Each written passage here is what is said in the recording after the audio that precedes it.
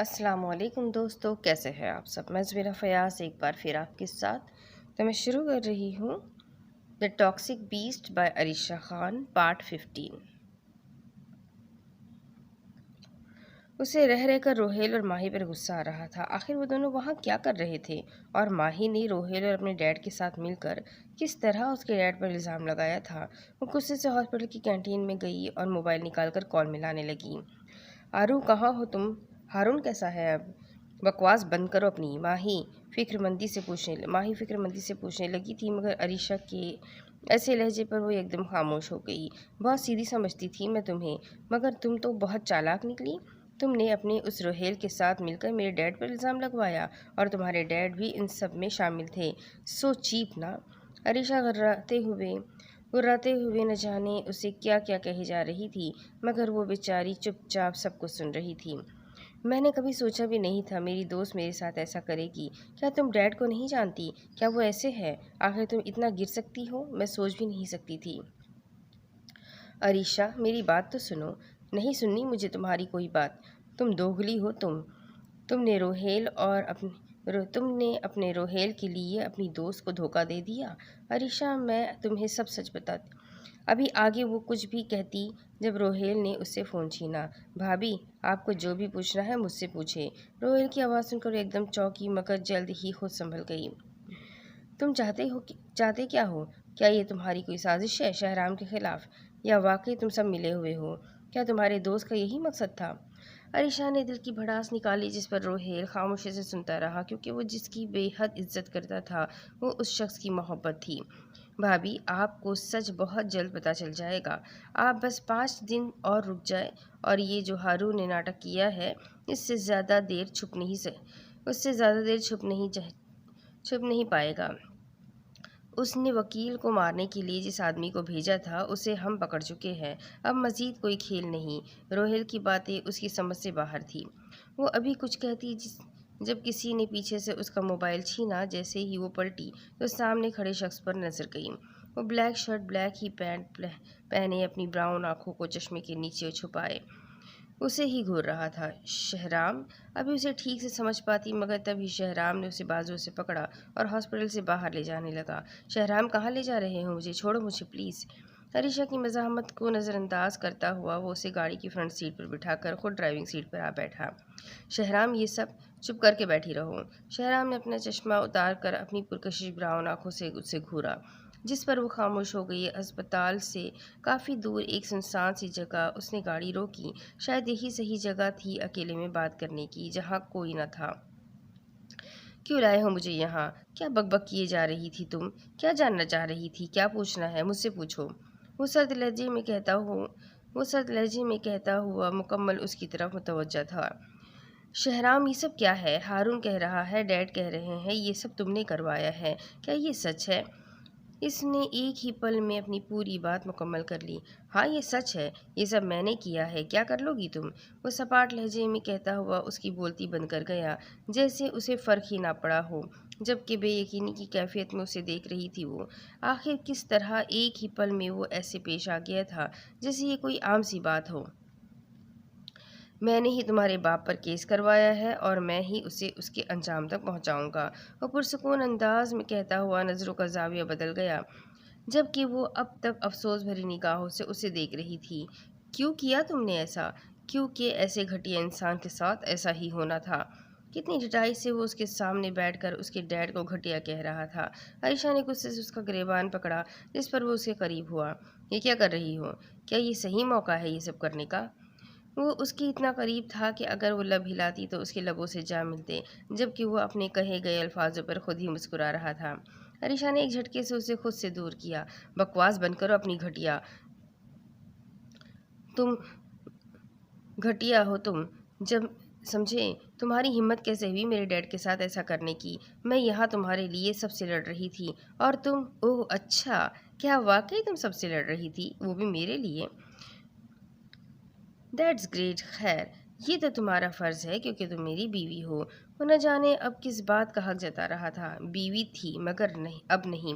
اگر کل تک تم نے میرے ڈیڈ کو کیسے رہائی نہ دلوائی تو میں خود تمہاری جان لے لوں گی اپنے ہاتھوں سے، وہ دانت پیچتے ہوئے کہنے لگی، مگر سامنے بیٹھا شخص تو جیسے اس کی بات کو مذاق سمجھ رہا تھا۔ میری جان، اور کتنی بار جان لو گی میری؟ ابھی بھی بلیک کلر پہن کر آئی ہو اس قدر تڑپا رہی ہو، کیا یہ سزا کافی نہیں جو پھر سے جان لو گی میری؟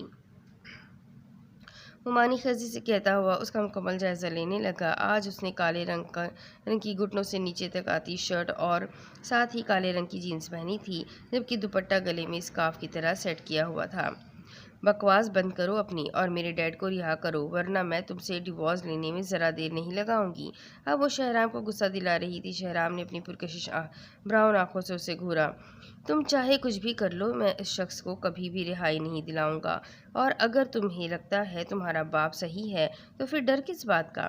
تمہارے اس مڈل کلاس غدار فرینڈ نے جو آج ناٹک کیا ہے، جس کی وجہ سے 5 دن بڑھا دیے گئے، اب بس تھوڑا اور انتظار کرو۔ جب عدالت دوبارہ اپنے وقت پر آئے گی تو پھر سب سچ سامنے آ جائے گا۔ تمہارا باپ ٹھیک ہوا تو بچ جائے گا، وہ تقریباً بہت ضبط کرتے ہوئے اسے کہنے لگا، جس پر وہ بڑی بڑی آنکھوں سے اسے گھورنے لگی۔ اور اگر غلط ہوا تو اسے سزا سے کوئی نہیں بچا پائے گا، پھر چاہے وہ کوئی بھی ہو۔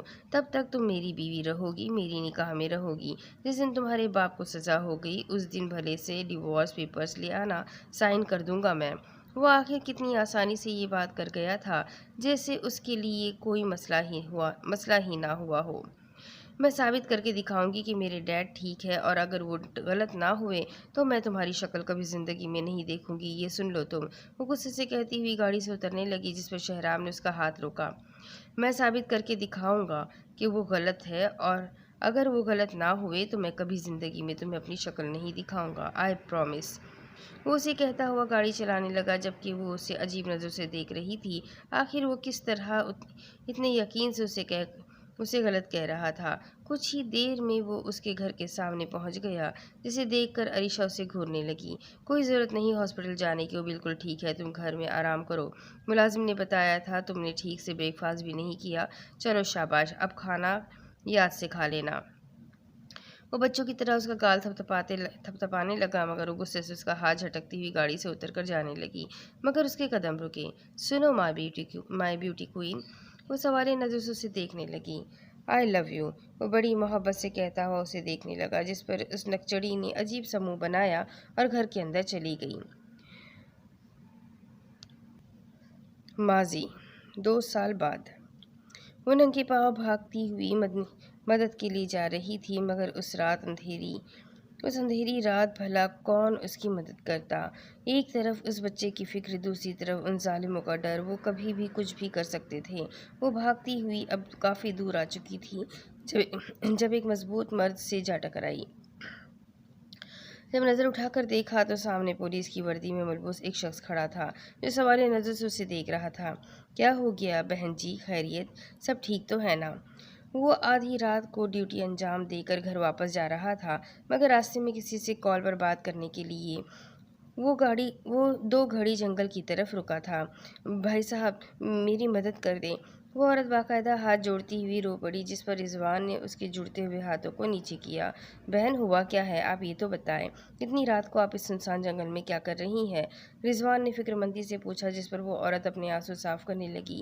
بھائی، وہ لوگ میرے بچے کو مار دیں گے، اسے بچا لے، آپ کو اللہ کا واسطہ۔ وہ پھر سے ہاتھ جوڑنے لگی، جس پر انسپکٹر رضوان ہوشیار ہو گیا۔ ٹھیک ہے، آپ گاڑی میں بیٹھے اور مجھے راستہ بتائیں، کہاں ہے آپ کا بیٹا؟ رضوان جب گاڑی کی طرف بڑھا تو اسے وہیں کھڑا پایا۔ مجھے اپنا بھائی سمجھے پلیز، اور مجھے بتائے کہاں ہے آپ کا بیٹا؟ رضوان کی بات پر جلدی سے گاڑی میں آ بیٹھی اور راستہ بتانے لگی۔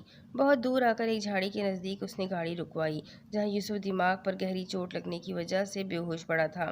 انسپکٹر رضوان بھاگتے ہوئے اس کے پاس آئے، اس کا کافی خون بہہ چکا تھا۔ اوہ گاڈ، ہمیں اس کو ہاسپٹل لے جانا ہوگا۔ بھائی، آپ اسے ہاسپٹل نہ لے جائیں، وہ لوگ اس کا پیچھا کر رہے تھے، اگر انہیں کانوں کان خبر ہوئی کہ یہ زندہ ہے تو وہ اسے مار دیں گے۔ وہ پھر سے رونے لگی، یقیناً وہ بہت ڈر چکی تھی۔ آپ پریشان نہ ہوں، میں اسے اپنے گھر لے جاتا ہوں، یہ وہاں بالکل محفوظ رہے گا اور اس کا وہیں علاج کیا جائے گا۔ इंस्पेक्टर रिजवान मजीद वक्त ज़ाया किए बगैर उसे गोद में उठाए गाड़ी की तरफ भागे, उसे पीछे वाली सीट पर लिटाया और वो दोनों फ्रंट पर जा बैठे। जब वो घर पहुंचे तो इस वक्त सब सो रहे थे सिवाय शाकिर के। जैसे ही फातिमा रिजवान के साथ अंदर आई तो शाकिर उसे देखकर हैरान रह गया, क्योंकि वो उसकी बहन थी। भाई आप जहाँ। वो हैरानगी से उसके करीब आई, जबकि शाकिर ने उसके सर पर हाथ रखा। मगर ये वक्त इन बातों का न था, क्योंकि रिजवान की गोद में 7 साल का एक ज़ख्मी बच्चा था। शाकिर जल्दी डॉक्टर को फ़ोन करो, उन्हें जल्दी बुलाओ, इसकी हालत मुझे बहुत ख़राब लग रही है। रिजवान ने उसे सोफे पर लिटाया, जबकि शाकिर ने उसी वक्त कॉल मिलाई तो आधे घंटे से पहले डॉक्टर वहाँ हाजिर हो गया। उसके दिमाग पर गहरी चोट लगने की वजह से काफ़ी खून बह चुका था, जिसकी वजह से वो अब तक बेहोश था। डॉक्टर ने उसके सर पर बैंडेज की। कुछ दिनों इसका प्रॉपर इलाज करवाएं इंस्पेक्टर साहब, वरना इस बच्चे के दिमाग में तकलीफ उठा करेगी। डॉक्टर मेडिसिन की पर्ची उन्हें देता हुआ वहाँ से चला गया, जबकि फातिमा और शाकिर साथ खड़े बातों में मसरूफ़ थे। रिजवान समझ चुका था वो शाकिर की बहन है। क्या आप बताएंगी क्या हुआ है इस बच्चे के साथ? क्या ये आपका बच्चा है? नहीं साहब, ये मेरा बच्चा नहीं है, ये बड़े साहब का बच्चा है, बेटा है। कुछ लोग इसके दुश्मन बने हुए हैं, मैं समझा नहीं। आप मुझे तफसील से बताएं ताकि मैं इसका कोई हल ढूंढ सकूं। फातिमा ने उसे सब तफसील से बताया कि किस तरह अशफाक ने अप, अपनी बीवी की मौत का प्लान बनाया, किस तरह उसने अपने बेटे को अपनी औलाद मानने से इनकार करके और साथ शाजिया की पुरानी मुलाजमा, जो शाजिया के मरने के बाद यूसुफ का ख्याल रखा करती थी, उन दोनों को घर से निकाला। किस तरह फातिमा यूसुफ को अपने गांव लेकर गई, मगर यूसुफ फिर भी अरीशा से मिलने उसके घर जाया करता था, और फिर शफकत जो अपने दोस्त से तो बदला ले नहीं सका था, इसलिए सारा बदला उसने बेटे से लेने के लिए उसे मरवाने का प्लान बना दिया। जो आज वो लोग इस छोटे बच्चे को अजियतें देकर गहरी चट्टान पर से फेंकना चाहते थे, मगर तभी फातिमा ने उसकी जान बचाई और उसे झाड़ियों के पीछे छुपाया। इंस्पेक्टर रिजवान सारा मामला समझ चुका था। उसके लिए ये बच्चा किसी गोल्डन चांस से कम न था। उसने यूसुफ को हमेशा अपने पास रखने का सोच लिया था, मगर अपने घर नहीं, बल्कि कहीं दूर, जहाँ पर किसी की रसाई ना हो। अब हाल। रोहेल, प्लीज़ मुझे जाने दें, बहुत ज़्यादा मारा होगा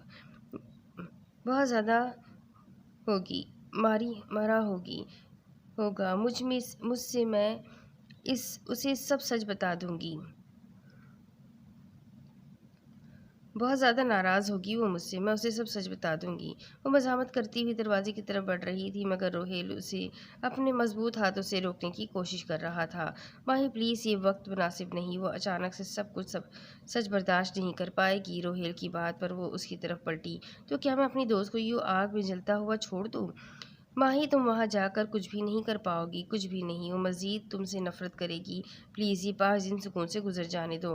माही उसकी बात मानती हुई अब वापस कमरे की जानिब चल पड़ी, जबकि रोहेल उसके साथ ही उसे कमरे में ले आया था। माही, रात बहुत हो गई है, तुम्हें खाना खा लेना चाहिए। माही को अब अपने वजूद में हल्की सी हरारत महसूस हो रही थी, और थकान की वजह से उसका पूरा वजूद दर्द में चूर हो रहा था, क्योंकि सारा दिन वो लोग कोर्ट में रहे और वहाँ से वापस आकर वो अरीशा के लिए परेशान रही, और इसी वजह से उसने कुछ खाया भी नहीं था। भाई, तुम्हें बहुत तेज़ बुखार हो रहा है, प्लीज़। वो ज़बरदस्ती उसे समझाते हुए खुद किचन में चला गया और वहाँ से उसके लिए खाना गर्म करके लाया। वो उसका कितना ख्याल रखता था। वो वाकई बहुत खुशनसीब थी जो उसे ऐसा शौहर मिला था। खाओ प्लीज़। लुकमा बनाकर माही की तरफ बढ़ाने लगा तो माही बिना उसे तंग किए चुपचाप खाना खाने लगी। आप कुछ नहीं खाएंगे? माही के सवाल पर वो खामोश हो गया। तब माही ने भी लुकमा बनाकर उसकी तरफ बढ़ाया, जिस पर वो भी खाने लगा। तकरीबन 5 मिनट के अंदर अंदर दोनों ने खाना मुकम्मल किया, और फिर रोहेल माही को मेडिसिन देता हुआ खुद उसके साथ ही लेट गया। रोहेल, एक बात बताएं। जी। आप मुझे स्लीपिंग ब्यूटी क्यों कहते हैं? आज पहली बार उसने सवाल किया था, जिस पर रोहेल मुस्कुराने लगा। क्योंकि मैं जब भी तुमसे मिलने आता था तुम सोई हुई होती थी, बस इसलिए तुम्हारा निकनेम मैंने स्लीपिंग ब्यूटी रख दिया। वो माही को किसी छोटे बच्चे की तरह अपने सीने से लगाए सुलाने की कोशिश कर रहा था, जबकि माही अब दर्द कम होने की वजह से नींद महसूस कर रही थी। दूसरी तरफ مگر جب آپ کو پتہ ہے میرے ڈیڈ میری موم کے قاتل ہے تو آپ بچائے انہیں اریسٹ کر کے ارسٹ کرنے کے بجائے الٹا مجھے سمجھا رہے ہیں۔ آج پورے 2 مہینے ہو چکے تھے اسے یہاں رہ کر۔ وہ بچہ انسپکٹر رضوان کی سوچ سے بھی کئی زیادہ سمجھدار، ذہین اور بہادر تھا۔ یوسف کو جب ان کے کیس کا پتہ چلا تو یوسف ہی اپنی بہادری پر ان بچوں کو بچانے گیا تھا، اور آج وہ سب بچے مل کر اس گھر میں رہتے تھے۔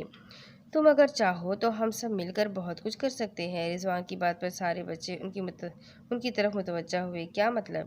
دیکھو یوسف، تمہارے سارے ڈاکیومنٹ میں نے تمہارے باپ کے گھر سے بہت آسانی سے چرا لیے ہیں، اور ہاں، تمہاری مرحوم موم جو کہ تمہارے پیدا ہونے کے بعد اپنی وہ ساری جائیداد کا حصہ جو انہیں ان کے ڈیڈ کی طرف سے ملا تھا وہ تمہارے نام کر چکی تھی۔ تم کافی ذہین ہو، اگر تم چاہو تو ہمارا ساتھ دے سکتے ہو، کیونکہ جو شخص تمہاری موم کا قاتل ہے وہ اور بھی بہت سے لوگوں کا قاتل ہے۔ رضوان کی باتوں کو وہ بآسانی سمجھ چکا تھا۔ ہمیں کیا کرنا ہوگا؟ یوسف، یہ مشن کئی سالوں سے ایک جگہ ہی اٹکا ہوا ہے، مگر اگر تم چاہو تو ہم اپنی خفیہ ٹیم بنا کر ان سب کے مقابل کھڑے ہو سکتے ہیں۔ میں تم سب بچوں کی پڑھائی کا خرچہ اٹھاؤں گا، مگر تم لوگوں کو جرمنی جانا ہوگا۔ یہاں رہنا فی الحال ٹھیک نہیں۔ تو سر، کیا آپ کو یقین ہے ہم لوگ آپ کے کسی کام آ سکیں گے؟ روہیل کے سوال پر رضوان مسکرانے لگا۔ مجھے تم سب پر پورا یقین ہے۔ تم سب بہت ذہین بچے ہو، ایسے ہی تھوڑی تم لوگوں کو اپنی ٹیم بنانا چاہ رہا ہوں۔ تو پھر بتاؤ، کیا تم لوگ میرا ساتھ دے کر اس مشن کو کمپلیٹ کرنے کے لیے تیار ہو؟ رضوان نے تمام بچوں سے پوچھا، جس پر سب نے یک زبان ہو کر ہاں میں جواب دیا۔ گڈ، تو آج سے جیسا یوسف کہے گا تم سب ویسا ہی کرو گے۔ یوسف، تم سب بچوں کے گارڈین کے طور پر رہو گے۔ تم سب لوگ جرمنی میں اپنی پڑھائی مکمل کرو گے، ساتھ ہی ساتھ اپنی چھپی ہوئی صلاحیتوں کو اجاگر بھی کرو گے۔ اوکے سر، جو آپ کہیں۔ تم اپنا نام بھی بدلو گے؟ کیسے؟ یوسف تھوڑا شاکڈ ہوا۔ برتھ سرٹیفکیٹ کے مطابق تمہارا پورا نام یوسف شہرام ملک ہے۔ آج سے تم صرف شہرام ملک کہلاؤ گے۔ آئی نو، کاز یوسف نام ڈیڈ اور شہرام نام میری موم کو پسند تھا، دیٹس وائی۔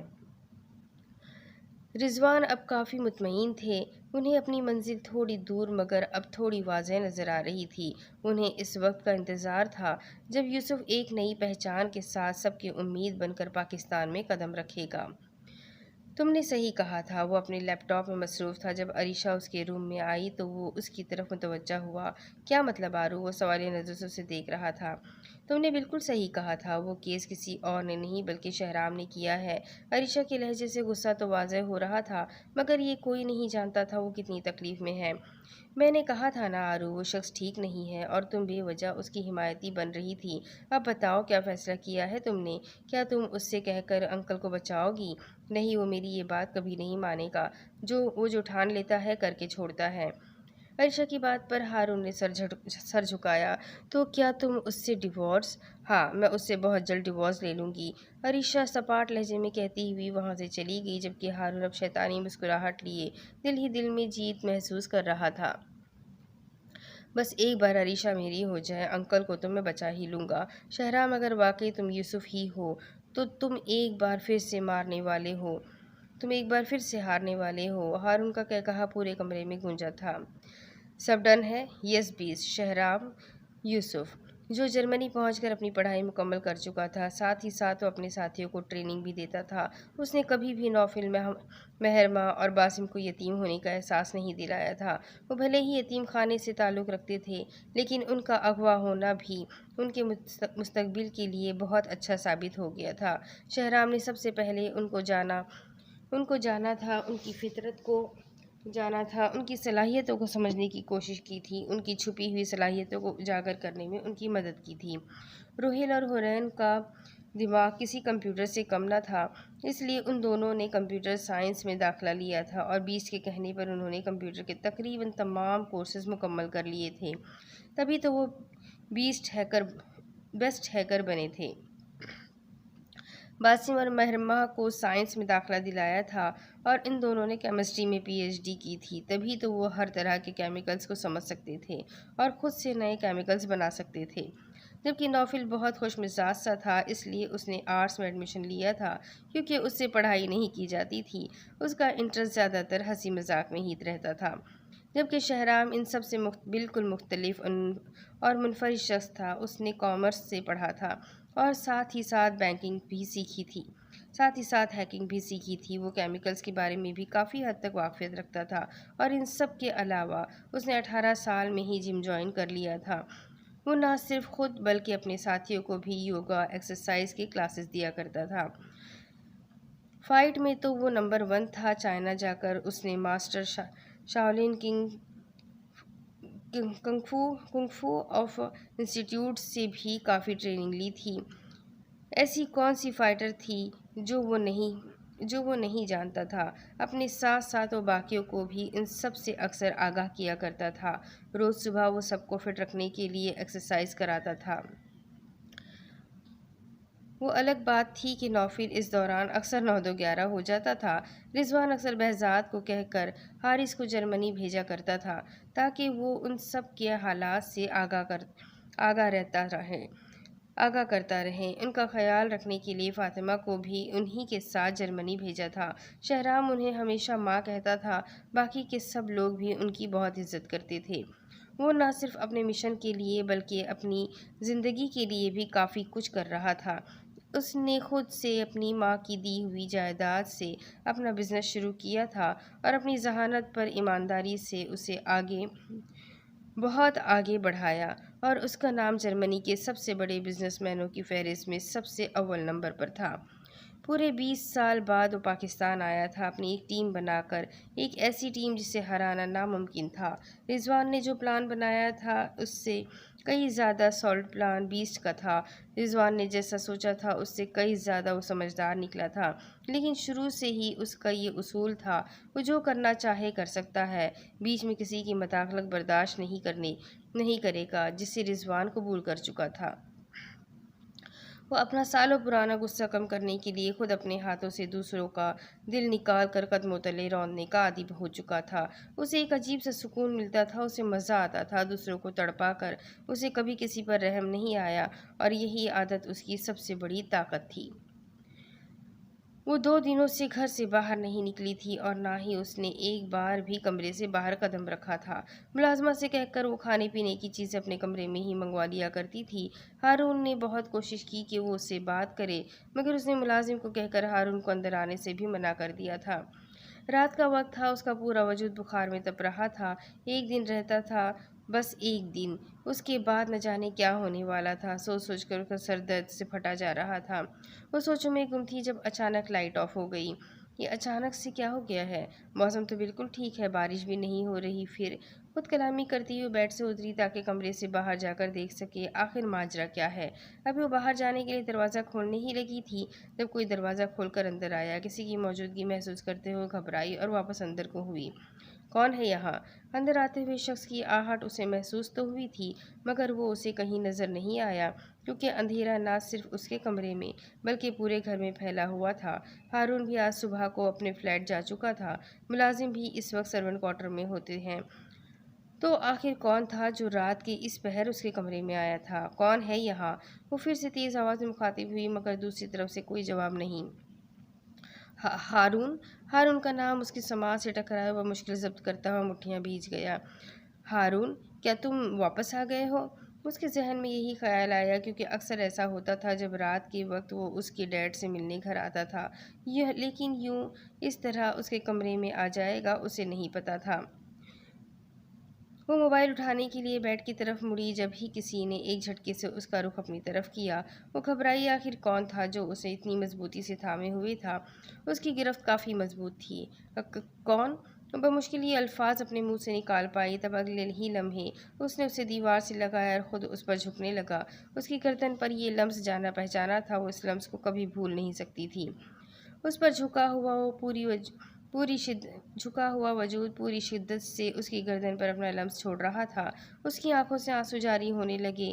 ایک تو اس کے بخار کی شدت اتنی تھی کہ پورا وجود درد سے ٹوٹ رہا تھا، اب وہ مزید اس پر ستم کر کے اسے نڈھال کر رہا تھا۔ ابھی وہ اپنے بے جان وجود کے ساتھ گرنے ہی لگی تھی جب اگلے ہی لمحے شہرام نے اس کی گردن کو چومتے ہوئے آزادی بخش دی اور اسے کمر سے تھاما، جس سے وہ اس کے سینے سے آ لگی۔ اسے عریشہ کا وجود گرم محسوس ہو رہا تھا۔ وہ سمجھ چکا تھا وہ ان 2 دنوں میں اس نے اپنا بالکل بھی خیال نہیں رکھا ہوگا، تبھی آج بخار میں مبتلا تھی۔ کیوں لیتی ہو اپنی اس پاک زبان سے کسی غیر شخص کا نام؟ کیوں لا رہی ہو ہمارے درمیان کسی غیر کو؟ بیزار نہیں ہوتی مجھے ہرٹ کر کے؟ ایک ہاتھ سے اس کی کمر تھامے ہوئے دوسرے ہاتھ سے اس کے چہرے کا رخ اپنی طرف کرتا ہوا اس کے کان میں سرگوشی کرنے لگا، مگر وہ خاموشی سے، بے بسی سے اس کی آواز سن رہی تھی۔ اس کی حالت کا احساس کرتے ہوئے شہرام نے بہت آہستگی سے اسے باہوں میں بھرا اور بیڈ کی طرف لانے لگا۔ اسے تو عادت تھی، وہ اندھیرے میں بھی بھاپ لیتا تھا کون سی جگہ کس سمت رکھی ہوئی ہے۔ اسے بیڈ پر لٹا کر وہ خود اس کے مقابل آ لیٹا، جبکہ چہرہ اس کی گردن میں چھپایا ہوا تھا۔ اتنے دنوں بعد تو وہ دشمن جاں کی قربتوں سے دوچار ہو رہی تھی۔ وہ اسے کس طرح خود سے دور کرتی؟ وہ کچھ بھی نہیں بولی، البتہ آنکھوں سے آنسو اب بھی جاری تھے۔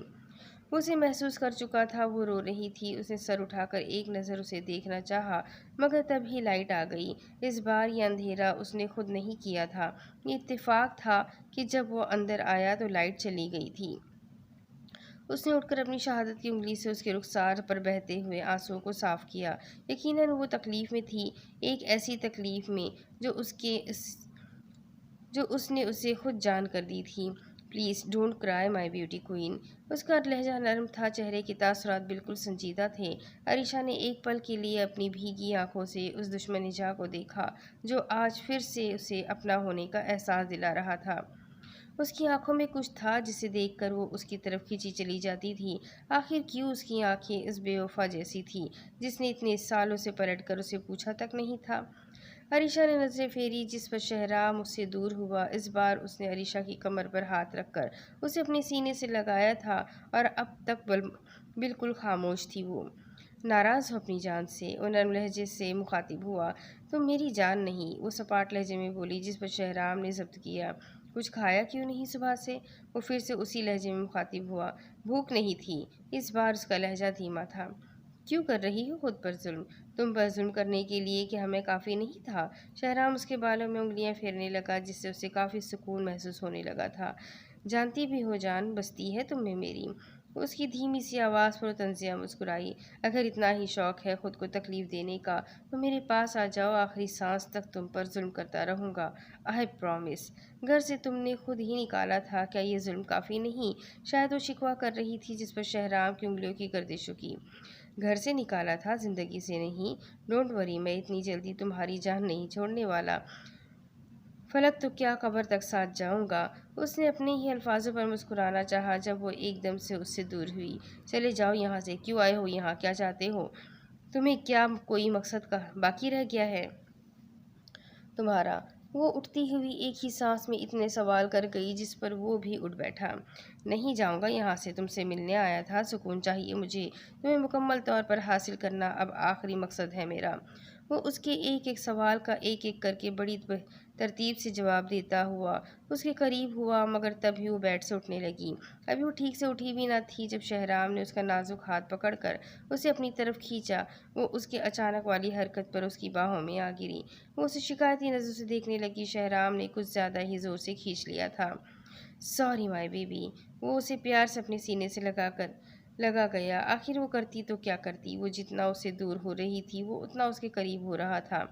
وہ چاہ کر بھی کچھ نہ کر سکی۔ وہ اپنی ضد کے ہتھیار ڈالتے ہوئے اس کی گرم باہوں میں سمٹ گئی۔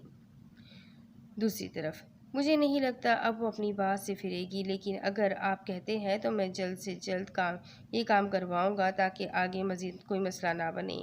ہارون اس وقت اپنے فلیٹ پر موجود تھا۔ وہ ایس کے وکیل کے موبائل سے ایس کے سے بات کر رہا تھا۔ ان کا مسئلہ اب تک وہی تھا، ہارون جلد سے جلد یہ کام ختم کرواؤ۔ اگر عریشہ نے اس سے ڈیورس لے لی تو چاہ کر بھی کبھی وہ لوگ ایک نہیں ہو پائیں گے، لیکن اگر اسے یہ پتہ چل گیا کہ شہرام ہی یوسف ہے تو بہت بڑا مسئلہ کھڑا ہو سکتا ہے۔ تم جانتے ہو نا پہلے ہم نے اس سے کس طرح سے دور کیا تھا۔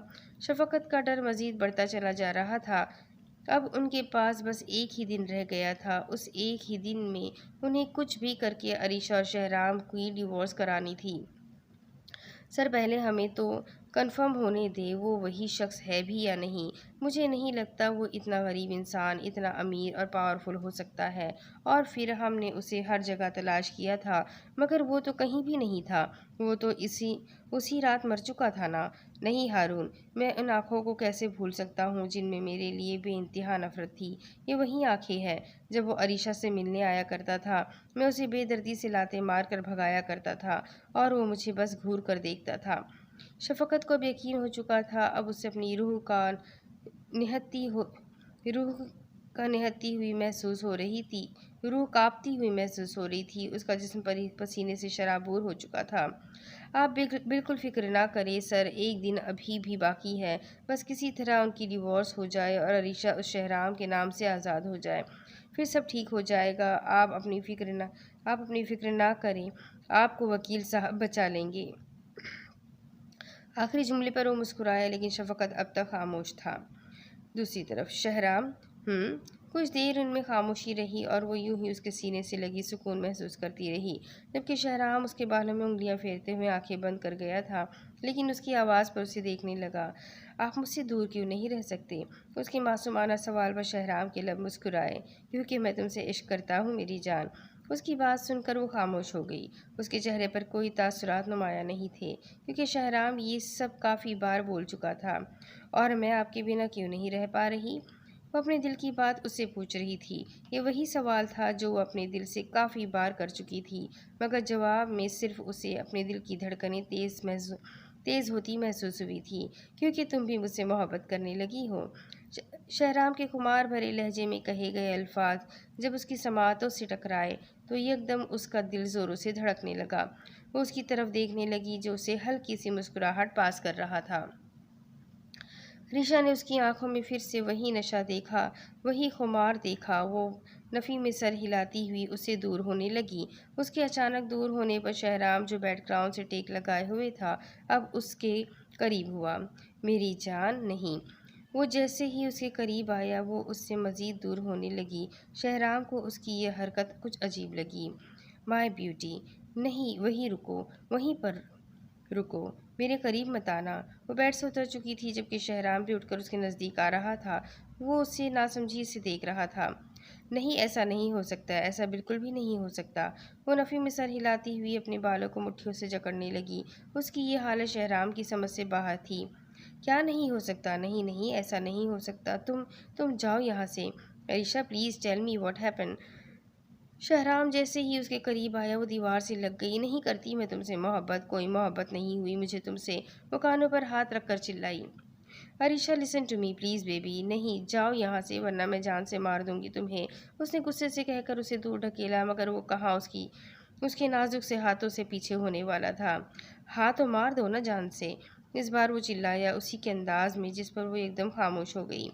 بار بار مارنے سے اچھا تم آج ہی میری جان لے لو۔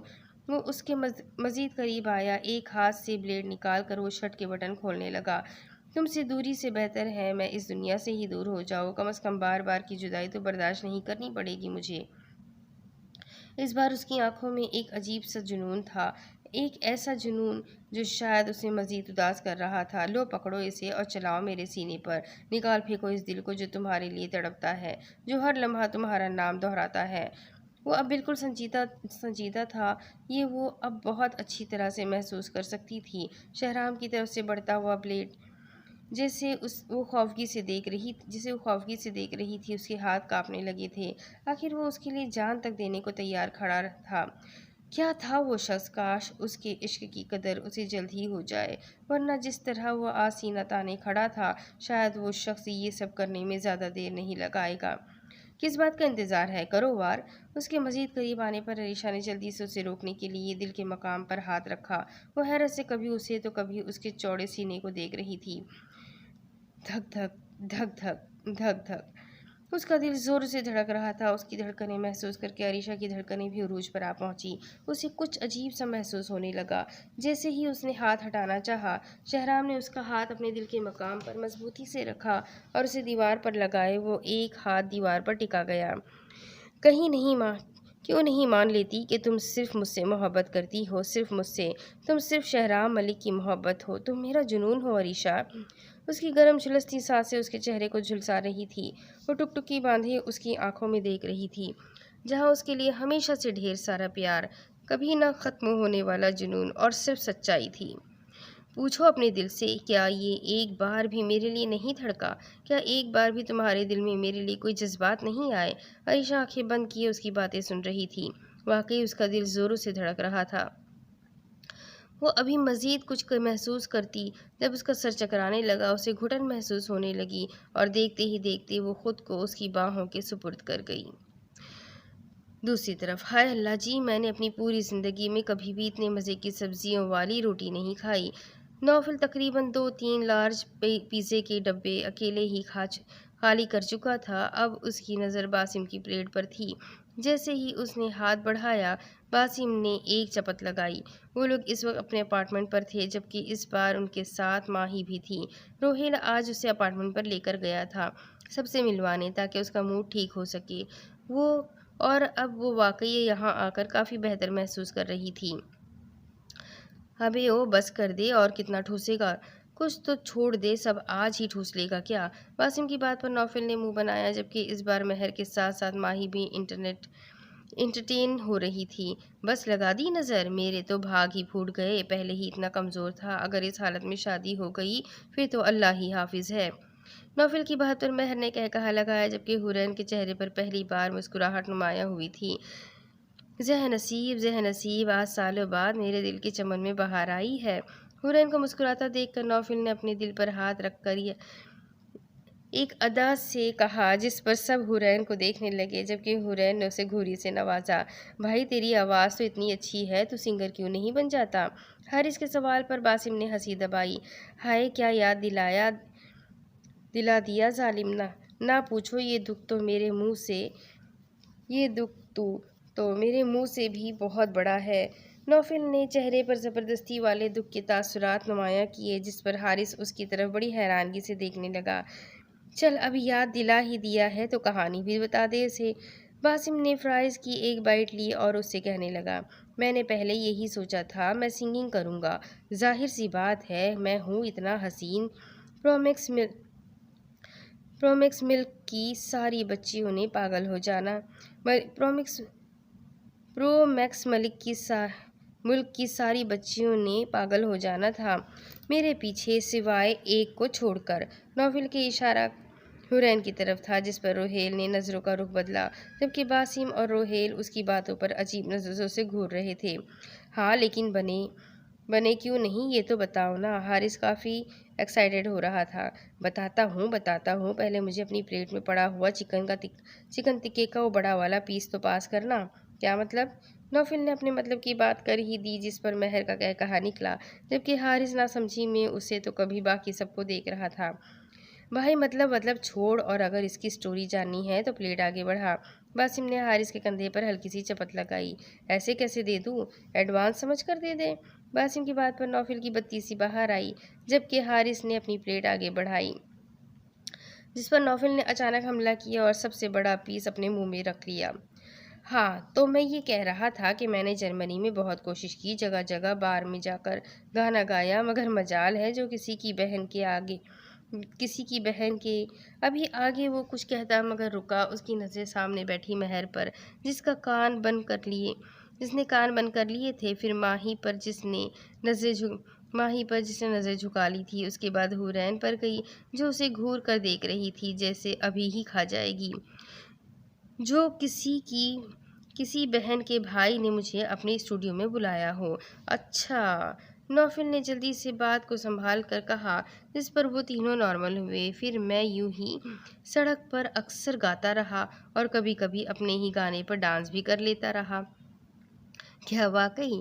حارث بڑی دلچسپی سے سن رہا تھا، کیونکہ اسے یہ کہانی بڑی انٹرسٹنگ لگ رہی تھی۔ ہاں نا، پھر ایک دن سب میرے آگے پیچھے جمع ہو گئے اور پیسے بھی باکس میں رکھنے لگے۔ ایک دن میں تقریباً اتنے پیسے جمع ہو جاتے تھے کہ میں پورے ہفتے بھی 5 اسٹار ہوٹل سے کھانا کھاؤں تو ختم نہ ہو۔ واو، پھر؟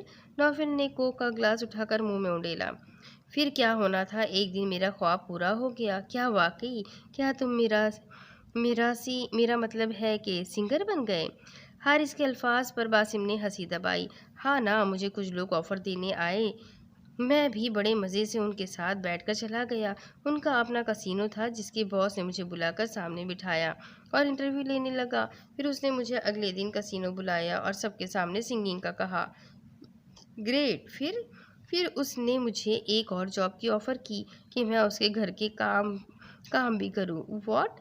نوفل کی بات پر حارث چونکا۔ آہو! پھر میں نے کہا ہاں کر دی۔ تقریباً ایک ہفتے تک میں نے اس گورے کے گھر برتن مانجے۔ ارے واہ! پھر؟ اس بار نوفل کا منہ دیکھ کر سب ہنس رہے تھے۔ پھر کیا ہونا تھا؟ جس طرح یہ ناچ ناچ کر برتن مانجتا تھا، اس نے بولا یار دیکھنے والی چیز تو گھر میں ہی ہے، ہم ایویں باہر جاتے ہیں۔ باسم کے کہنے کی دیر تھی، اس بار سب ہنس پڑے، جبکہ نوفل منہ بنائے اب دوسری کوک کا گلاس ختم کر چکا تھا۔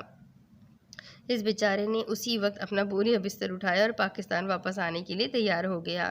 اس بار روہیل نے کہا تھا جس پر نوفل نے چھوٹے بچوں جیسا منہ بنا کر ہاں میں سر ہلایا تھا۔ صبح کا وقت تھا جب اس کی آنکھ کھلی۔ وہ بیٹھ کر بیک گراؤنڈ سے لگ بیٹھی۔ سائڈ ٹیبل پر سے موبائل اٹھا کر اس نے ٹائم چیک کیا، جس میں دوپہر کے 2 بج رہے تھے۔ حیرانی سے اس کی آنکھیں کھلی رہ گئیں۔ میں اتنا کیسے سو گئی؟ وہ دماغ پر زور دے رہی تھی جب اسے کل رات والا منظر یاد آیا۔ شہرام؟ کل رات وہ یہاں آیا تھا۔ کل رات جو کچھ بھی ہوا تھا اسے سب یاد آ گیا تھا۔ وہ شہرام کا اسے چھونا اور وہ اس کا شہرام کو ہٹ کرنا، وہ شہرام کا اس کے لیے مرنے کے لیے تیار ہو جانا۔ اف! آخر کیوں میں اسے بھلا نہیں پا رہی؟ وہ خود کلامی کرتی ہوئی واپس اپنی جگہ پر لیٹ گئی۔ جب مخالف جگہ پر نظر پڑی تو بیڈ کی چادر کھسکی ہوئی تھی۔ یقیناً وہ اسے سلا کر ہی گیا تھا۔ وہ کل رات اس کے ساتھ ہی تھا، جبھی تو اب تک وہ بڑے سکون سے سو رہی تھی۔ وہ شخص جو بھی تھا، جیسا بھی تھا، اس کے لمس میں ایک عجیب ہی نشہ تھا۔ اس کی گرم تپتی ہوئی باہوں میں ایک الگ ہی سکون تھا۔ آخر کیوں وہ اس کے اتنا قریب ہوتی جا رہی تھی؟ آخر کیوں اسے اس کی اتنی عادت پڑ گئی تھی کہ وہ ہر وقت بس اس کا ہی سوچتی رہتی تھی؟ کیوں نہیں مان لیتی کہ تم صرف مجھ سے محبت کرتی ہو، صرف مجھ سے؟ تم صرف شہرام ملک کی محبت ہو، تم میرا جنون ہو عریشہ۔ اسے شہرام کے یہ الفاظ اب تک اپنے کانوں سے سنائی دے رہے تھے۔ اس کا دل دھڑکنے لگا تھا۔ پوچھو اپنے دل سے، کیا یہ ایک بار بھی میرے لیے نہیں دھڑکا؟ کیا ایک بار بھی تمہارے دل میں میرے لیے کوئی جذبات نہیں آئے؟ اس نے اپنے دل کے مقام پر ہاتھ رکھا۔ نہیں، وہ میرے ڈیڈ کا دشمن ہے، میں اس سے محبت نہیں کر سکتی، کبھی بھی نہیں۔ وہ ایک دم اٹھ بیٹھی اور گھٹنوں میں منہ چھپائے رونے لگی۔ اسے کچھ سمجھ نہیں آ رہا تھا وہ کیا کرے۔ آخر کس طرح سے یہ زندگی اس کا امتحان لے رہی تھی۔ دوسری طرف اف روہیل پلیز چھوڑے نا مجھے۔ اپارٹمنٹ سے واپسی پر وہ رات اسے اپنے ہی فلیٹ میں لے آیا تھا۔ اسے پتا تھا اس کا ارادہ اسے ساری رات جگا کر تنگ کرنے کا تھا، جو پورا کر چکا تھا۔ نہیں چھوڑوں گا۔ روہیل نے اسے سینے سے لگا کر باہوں میں قید کیا۔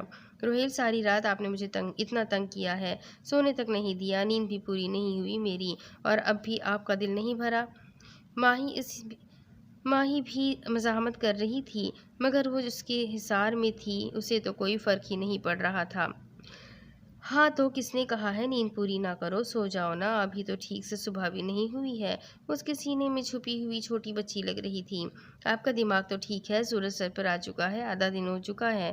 ماہی کی بات پر روہیل نے اسے سوالیہ نظروں سے دیکھا اور پھر برابر پڑی گھڑی کو دیکھا، جس میں وقت 2 بجے سے اوپر ہو چکا تھا۔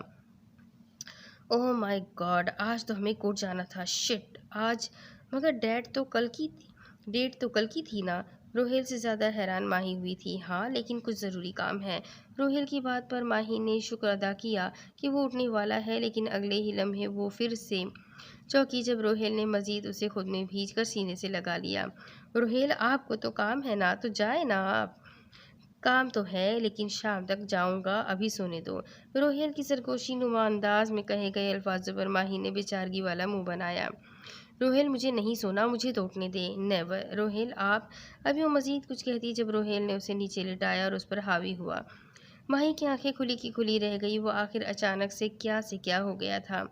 ماہی نے بہت مزاحمت کی اسے خود سے دور کرنے کی، مگر وہ کبھی اس کے نرم ہونٹوں پر تو کبھی اس کی نازک سی گردن پر اپنا لمس چھوڑتا چلا جا رہا تھا۔ اب ماہی نے ہتھیار ڈال دیے تھے۔ ایک بار پھر سے پورے کمرے میں ان کی سانسیں گونج رہی تھی۔ दूसरी तरफ अरीशा, तुम उससे डिवोर्स कब लोगी? वो आज फिर से उसे बार बार फोर्स किए जा रहा था, मगर वो खामोश थी। उसकी आंखों में कल वाला रात का मंजर गर्दिश कर रहा था। अरीशा, मैं तुमसे बात कर रहा हूँ। हाँ हाँ, कहो। मैंने कुछ पूछा है तुमसे? मैं कुछ करती हूँ डैड को छुड़वाने के लिए। अरीशा उसके सवाल का जवाब दिए बिना ड्राइंग रूम से उठकर वापस रूम में आई। जेब से मोबाइल निकालकर उसने शहराम का नंबर डायल किया। कॉल अभी कॉल गई ही थी कि 1 सेकंड के अंदर अंदर कॉल रिसीव भी हो गई। हेलो।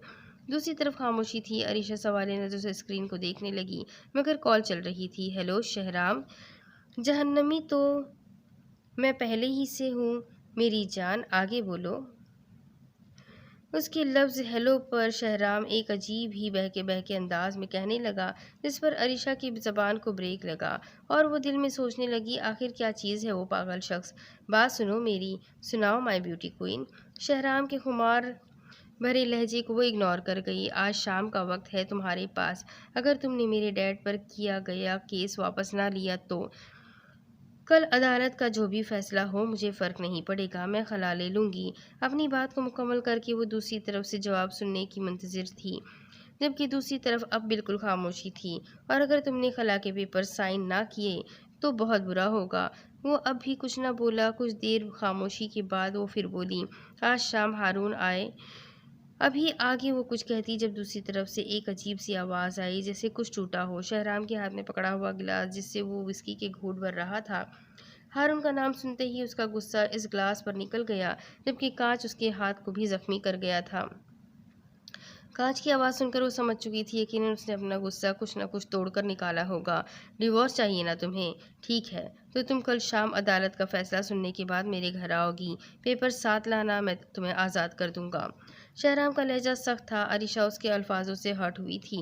वो दुश्मन जहाँ जिसकी पुरकशिश ब्राउन आंखें उसे अपनी तरफ खींचती चली जा रही थी, आज वो उसे छोड़ने को तो तैयार था, मगर अपने फैसले को तब्दील करने का सोच भी नहीं रहा था। यानी तुम अपना वो फैसला नहीं बदलोगे? खैर, मैं नहीं आऊँगी हारून। वो पेपर्स भाड़ में डालो उस गद्दार को। डिवोर्स तुम्हें चाहिए या उसे? अगर आज़ाद होना है इस बीच से तो तुम्हें खुदा ना होगा। सख्त सी आवाज़ पूरे घर में गूंज रही थी। अरीशा ने ज़ब्त से आंखें मींच ली। ठीक है, मुझे मंजूर है। अभी वो मजीद कुछ कहती जब शहराम ने बिना कोई जवाब दिए कॉल काट दी। अरीशा ने मोबाइल बेड पर फेंका और सर पकड़कर वहीं बैठ गई, जबकि हारून जो कब से खड़ा उसकी बातें सुन रहा था, अब बहुत खुशी महसूस हो रही थी। अब आया ना ऊँट पहाड़ के नीचे। वो दिल ही दिल में बेइंतहा खुश था। दूसरी तरफ, सर, हमने फाइल्स चेक कर ली है, लेकिन कहीं भी इसका जिक्र नहीं। हम कोर्ट में ये साबित कैसे करेंगे? नहीं कर सकते कि इन सब में हारून भी शामिल था। बहजाद ने इंस्पेक्टर रिजवान के कहने पर डॉन, गुल खान और एसके के केस से रिलेटेड तमाम फाइल्स वकील को दी थी, मगर वकील की बात पर सब लोग खामोश हो गए थे। साबित करने की कोई ज़रूरत भी नहीं। इस बीस्ट की आवाज़ पर सब खड़े हुए। शायद ये उनके दिलों में बीस्ट के लिए इज्जत और एहतराम था। शहराम, अच्छा हुआ तुम आ गए। बताओ अब आगे क्या किया जाए? इंस्पेक्टर रिजवान की बात पर बीस्ट ने तमाम फाइल्स पर एक नज़र मारी, फिर सोफे पर टांग रखकर बैठ गया।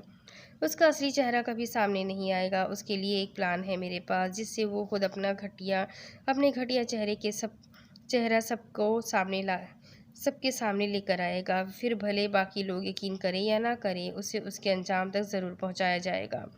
बीच का लहजा सख्त था। बीच की बात पर सब लोग एक दूसरे को देखने लगे।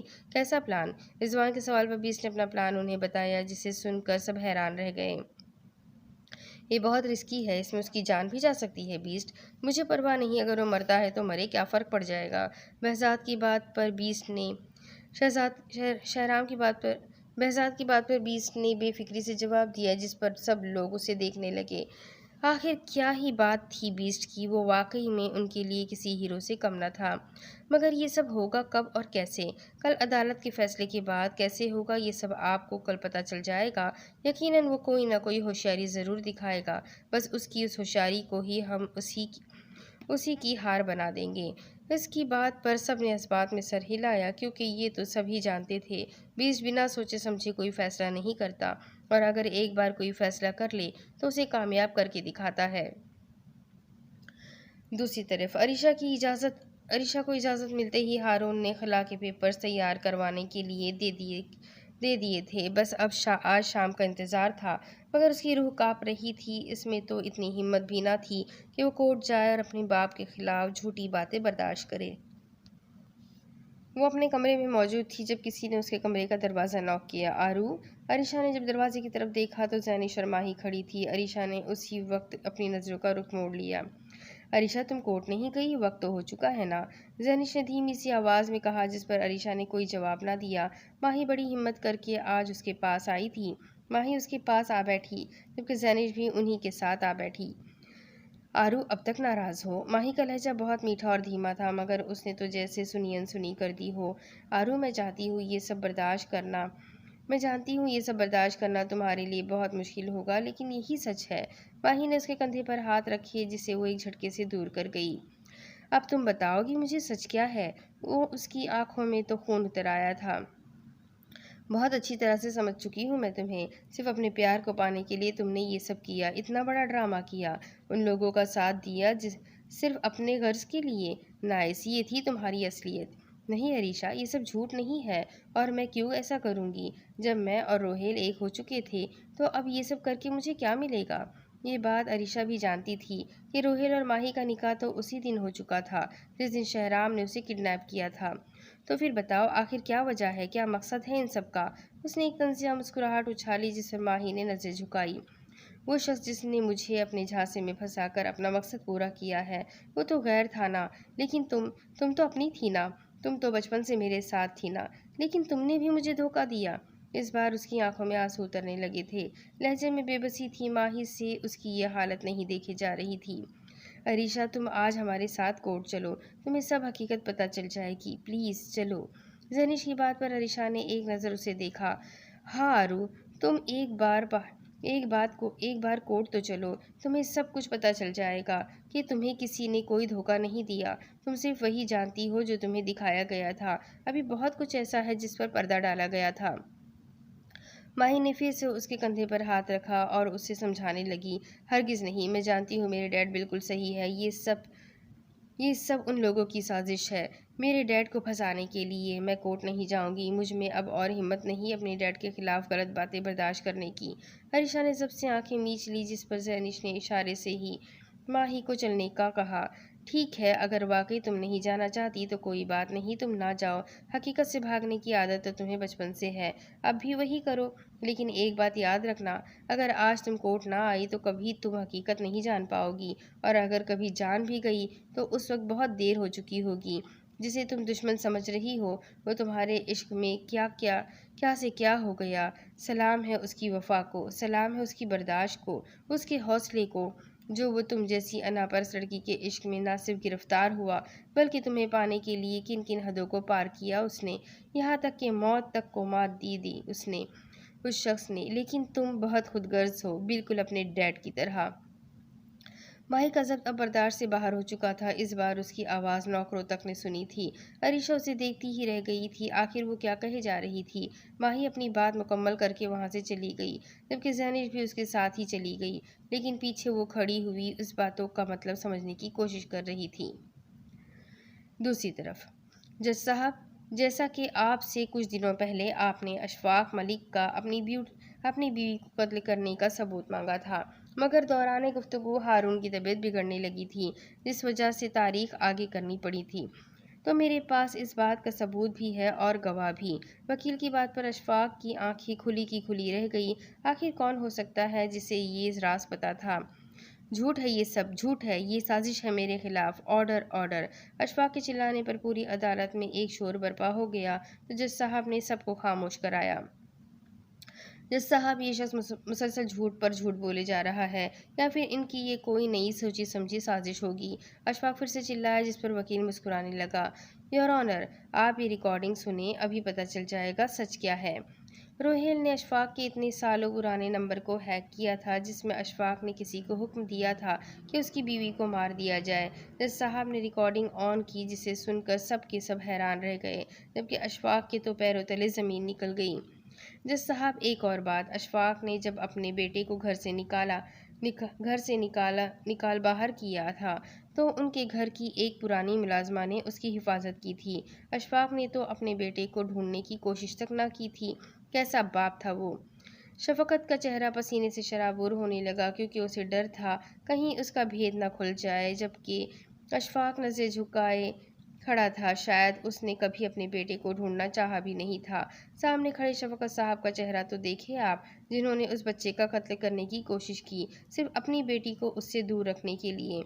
उस शख्स ने उससे उसकी ज़िंदगी तक छीनने की कोशिश की थी, और वो मुलाजमा जान बचाकर भाग गई थी। वकील साहब की बात पर पूरी अदालत में एक अजीब सी खामोशी छा गई।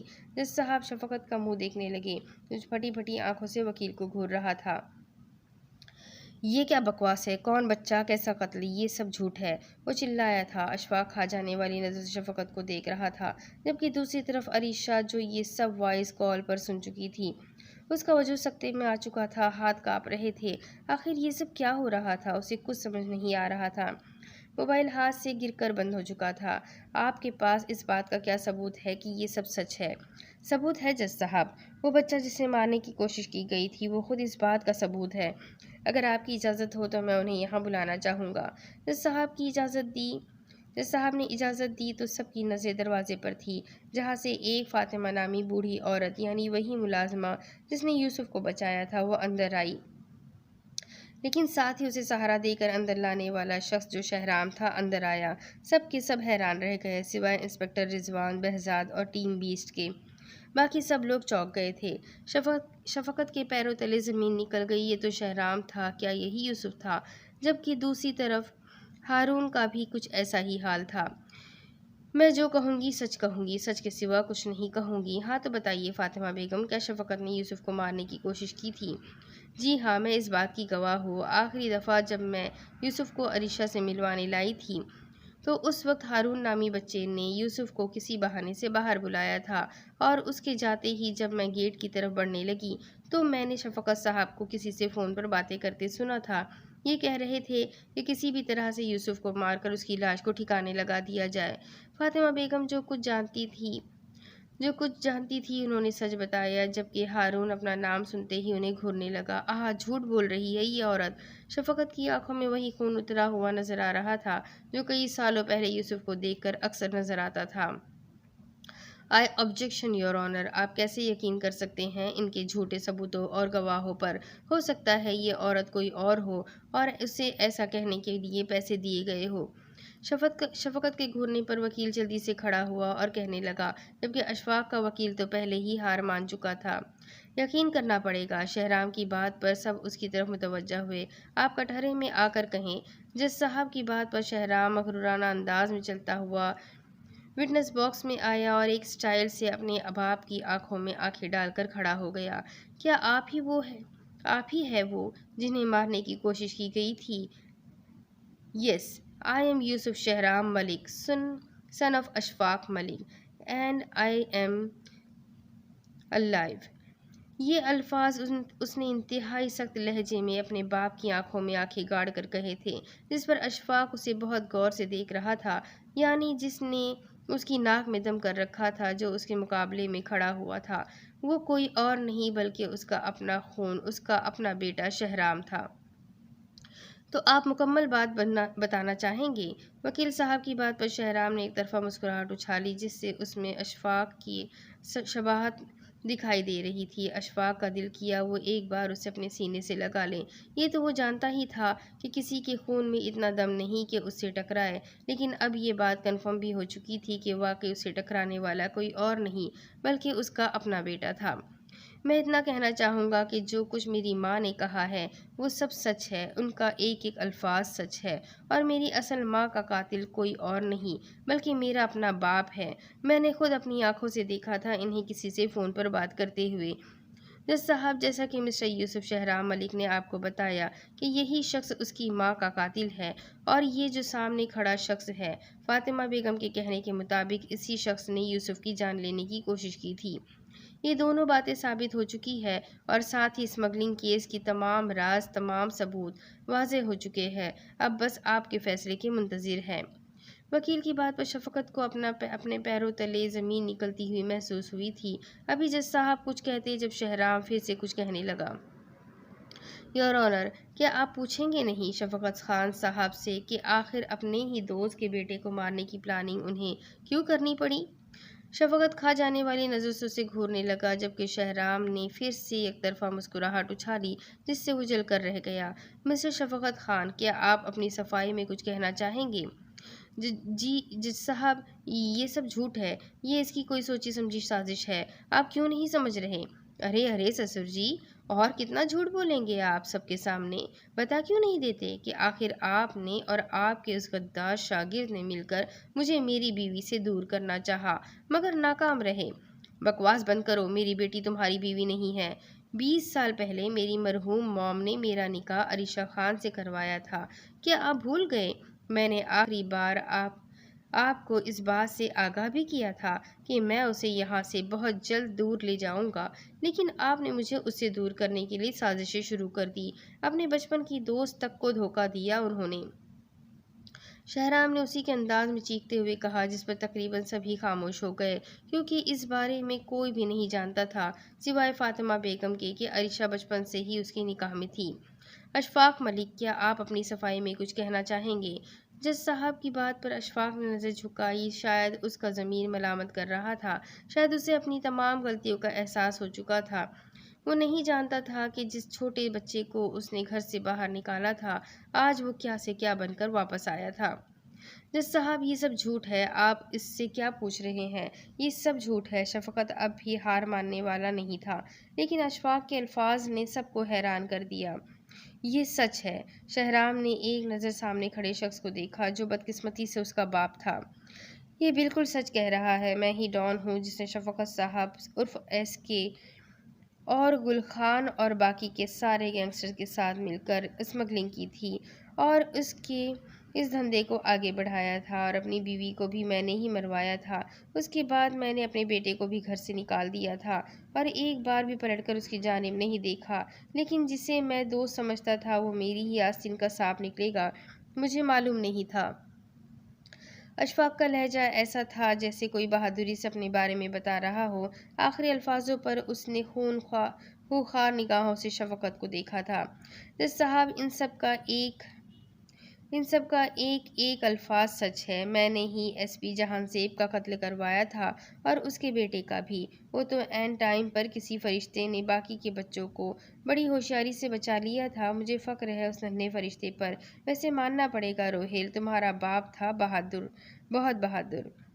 اشفاق نے بڑے صاف الفاظ میں ایک ایک بات کو واضح کر کے بتایا، جبکہ آخری والے جملے پر اس نے ایک شیطانی مسکراہٹ روہیل کی طرف اچھالی جس پر روہیل کی آنکھوں میں خون اترنے لگا تھا۔ ماہی نے روہیل کے ہاتھ پر اپنا ہاتھ رکھا جس سے وہ نارمل ہونے لگا۔ بس کر دو اشفاق ملک، اپنے گناہوں میں مجھے شامل مت کرو۔ آرڈر آرڈر، مسٹر شفقت خان، آپ عدالت کو مزید گمراہ نہ کریں۔ جج کی بات پر شفقت نے اپنے چہرے پر آتا ہوا پسینہ صاف کیا۔ مسٹر یوسف شہرام ملک، آپ کا بہت شکریہ، آپ اپنی جگہ پر آ جائیں۔ وکیل کی بات پر شہرام وٹنس باکس سے نکل کر اپنی سیٹ پر آ بیٹھا، جبکہ شفقت جس سے بہزاد نے قابو کیا ہوا تھا اب مچلنے لگا، جبکہ ڈان کے ہاتھوں میں صرف ہتھکڑیاں تھیں اور وہ اب تک کٹہرے میں ہی کھڑا تھا۔ تمام ثبوت اور گواہوں کو مد نظر رکھتے ہوئے یہ عدالت شفقت خان اور اشفاق ملک کو معصوم بچوں کی اور ڈرگز کی اسمگلنگ کرنے پر اور اشفاق ملک کا اپنی بیوی کو قتل کرنے پر اور مزید جانوں کا بے دردی سے قتل کرنے پر انہیں عمر قید کی سزا سناتی ہے، جبکہ شفقت خان جنہوں نے ان سب میں اشفاق ملک کا ساتھ دیا اور ایک معصوم بچے کی جان لینے کی کوشش کی، انہیں 20 سال قید میں رکھنے کی سزا سنائی جاتی ہے۔ عدالت کا فیصلہ سن کر سب نے شکر ادا کیا، سب لوگ اٹھ کر جانے لگے جب ڈان کی آواز پر سب رکے۔ جج صاحب، مجھے پھانسی چاہیے۔ کیوں بزدل بن رہے ہیں مسٹر اشفاق ملک عرف اشک؟ سزا میں تو اصلی مزہ ہے۔ اشفاق کی بات سن کر شہرام نے ایک طرفہ مسکراہٹ اچھالی اور کہنے لگا جس پر اشفاق اسے دیکھنے لگا، جبکہ ہارون کا تو دماغ ہی کام کرنا بند ہو چکا تھا، لیکن پھر بھی اس نے کچھ سوچ رکھا تھا، وہ کبھی بھی ہار کو تسلیم نہیں کرنا چاہتا تھا۔ جج صاحب، اگر میں کہوں میں نے ایک اور قتل بھی کیا ہے تو کیا مجھے پھانسی مل جائے گی؟ اشفاق کی بات پر جج بھی اسے حیرانگی سے دیکھنے لگا، جبکہ شہرام کا وکیل شہرام کو سوالیہ نظر سے دیکھنے لگا۔ انسپکٹر رضوان بھی اس کی بات سمجھنے سے قاصر تھے۔ کیا مطلب ہے آپ کا؟ مطلب، ہاں ابھی سمجھاتا ہوں۔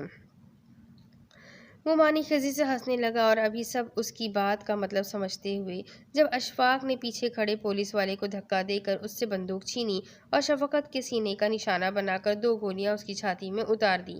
انسپکٹر رضوان بھاگتے ہوئے اسے روکنے لگے مگر وہ مار چکا تھا، جبکہ شفقت جسے بہزاد بڑی مشکل سے سنبھالے ہوئے تھا اب زمین پر گر چکا تھا، جبکہ نظریں اس کے اشفاق پر تھی۔